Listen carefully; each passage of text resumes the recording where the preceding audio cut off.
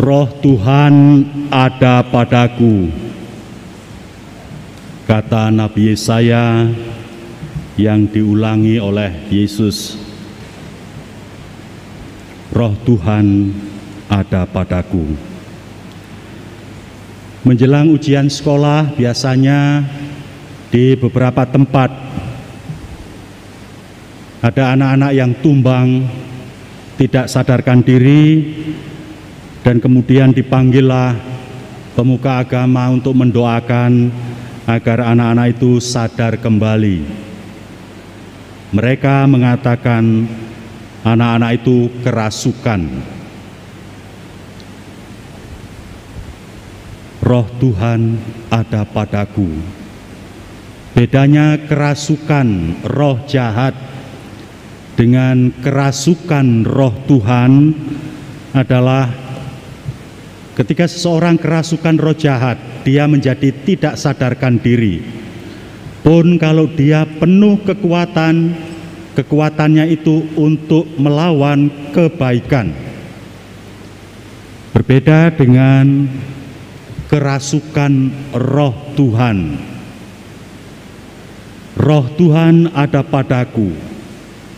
Dia mengutus aku untuk melakukan kebaikan-kebaikan. Roh Tuhan mendorong, memberi semangat. Roh Tuhan memungkinkan seseorang mampu melakukan kebaikan-kebaikan yang tak terbayangkan besarnya. Karena itu Roh Tuhan memang penuh kekuatan. Roh Tuhan ada padaku, kata Yesus. Tetapi Roh Tuhan itu juga ada pada setiap diri orang beriman. Kita semua karena pernah dicurahi oleh Roh Tuhan saat kita dipermandikan, saat kita menerima krisma, apalagi saat kita para romo menerima pentahbisan. Roh Tuhan ada padaku, memungkinkan Yesus mempersembahkan seluruh jiwa raganya secara total, secara penuh tanpa syarat, tanpa tergoyahkan oleh pesona apapun yang akan menghalangi pemberian dirinya itu, juga oleh kekuatan-kekuatan jahat yang ingin menghalangi pemberian dirinya. Pemberian diri sampai total, tanpa syarat. Dikatakan oleh Tuhan pada akhirnya, inilah tubuhku, inilah darahku, inilah seluruh jiwa ragaku. Makanlah dan minumlah, agar kita semua memperoleh kekuatan yang sama yang dimiliki oleh Kristus, yang dirasuki oleh Roh Tuhan itu, sedemikian sehingga kita menjadi satu kesatuan antara Dia kepala dan kita anggota-anggota tubuhnya, agar kita memperoleh kehidupan yang dimiliki oleh Kristus sang kepala. Barang siapa makan dagingku dan minum darahku, ia mempunyai hidup kekal, dan aku akan membangkitkan dia pada akhir zaman. Sebab dagingku adalah benar-benar makanan, dan darahku adalah benar-benar minuman. Barang siapa makan dagingku dan minum darahku, ia tinggal di dalam aku, dan aku di dalam dia. Kemuliaan yang dimiliki oleh dia tidak untuk dipertahankan bagi dirinya sendiri. Bahkan kerendahan hati itu sedemikian menyeluruh, disampaikan kepada para imam untuk mengulangi kata-kata Yesus sendiri sedemikian sehingga bahkan oleh kita orang berdosa, Yesus tidak menahan diri untuk memberikan seluruh jiwa raganya kepada umat yang dikasihinya dengan pengantaraan para imamnya yang mengulangi kata-kata Yesus sendiri. Inilah tubuhku, inilah darahku. Makanlah dan minumlah. Saudara-saudari yang terkasih, Perpas gelar ketiga Keuskupan Tanjung Karang merekomendasikan agar gereja menjadi sakramen keselamatan bagi semua orang. Gereja di sini hendaknya dimengerti baik secara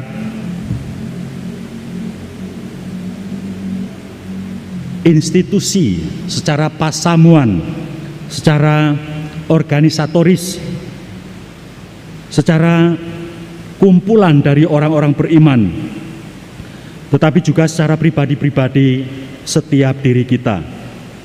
Pribadi umat beriman bersama membangun komunitas, membangun institusi, dan kita bergerak, berjalan bersama. Maka agar dapat bergerak bersama, idealnya setiap dari kita, seperti saya katakan tadi dalam rekoleksi, adalah seorang yang militan, yang teguh kukuh, tak tergoyahkan, seperti Yesus yang penuh kerelaan melaksanakan kehendak Bapa. Dan hendaknya kita sebagai orang yang militan dalam beriman, menjadikan Yesus Kristus dan kitab suci sebagai hidup kita sendiri, sebagai yang merasuki, mendorong, menyemangati kata-kata dan perbuatan kita setiap saat, setiap hari, dalam situasi apapun. Marilah kita bangga menjadi pengikut Kristus dan bangga menghidupi ajaran Tuhan, bangga dan berani berbeda dengan semua orang yang lain yang belum atau tidak mengenal atau bahkan berlawanan dengan Kristus. Sembari kita tetap menjunjung tinggi persaudaraan sejati kita dengan semua orang, dengan semua yang berkeyakinan dan berkehendak baik.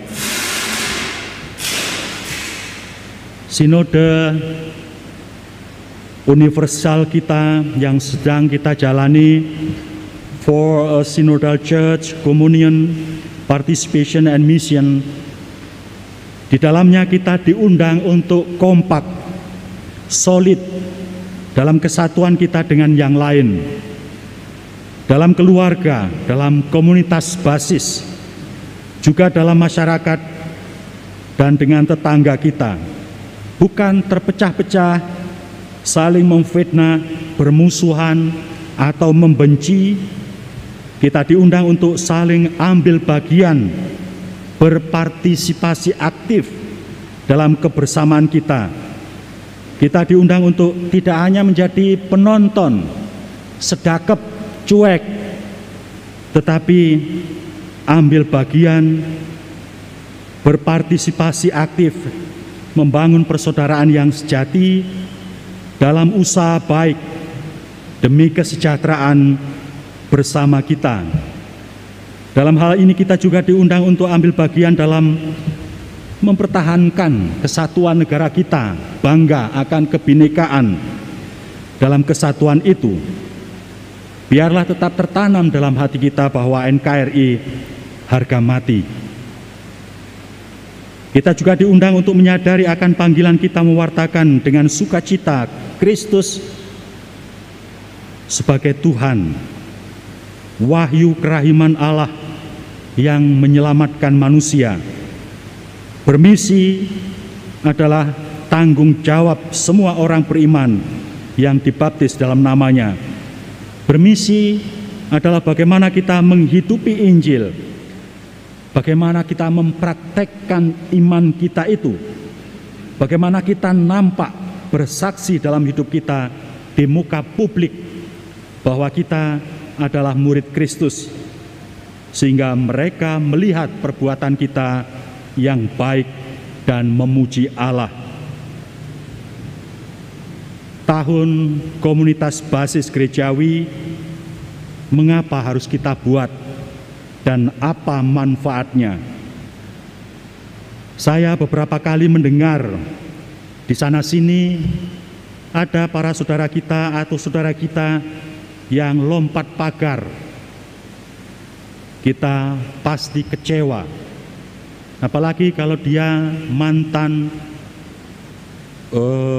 aktivis yang selama ini sangat sibuk untuk membantu misi gereja. Tahu-tahu lompat pagar. Spontan kita bertanya, siapa yang harus bertanggung jawab? Tuduhan pertama adalah para romo. Itu selalu yang dikatakan oleh umat, kurang perhatian dari gembalanya. Di sini pastilah saya sendiri merasa terdakwa utama. Seakan hidup saya tidak berdampak positif. Sambil mengaku salah, saya ingin mengajak para umat sekalian, hidupilah kembali doa keluarga. Sekolahkanlah anak-anakmu di sekolah Katolik, supaya imannya tetap terpelihara. Bergabunglah bersama tetanggamu yang seiman, dan secara rutin berdoalah bersama. Ini akan meneguhkan iman dari anak-anak kita, dari generasi sesudah kita. Mereka anak-anakmu, karena kami tidak mempunyai anak. Bukan pertama-tama anak kami. Kami kan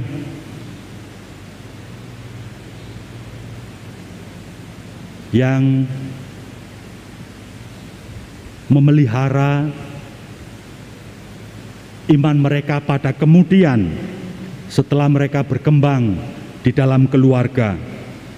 Keluargalah pertama-tama sekolah iman, sekolah peradaban, sekolah kemanusiaan, dan Anda para bapak dan ibu adalah guru-guru utama. Bapak dan ibu dalam keluarga, guru-guru utama iman, peradaban, kemanusiaan itu yang membentuk dasar yang akan dihidupi oleh anak-anak Anda. Roh Tuhan ada juga padamu. Hidupilah itu dengan penuh tanggung jawab, dengan penuh syukur. Semoga kita bersama dapat menjadi gembala-gembala, penuntun semua orang beriman siapapun, dan bersama mereka kita berjalan pada keselamatan. Marilah sungguh dalam penuh syukur kita hidup di hadirat Allah sebagai putra dan putrinya yang telah ditebus. Dengan rasa syukur, dengan penuh tanggung jawab, Tuhan memberkati kita. Amin.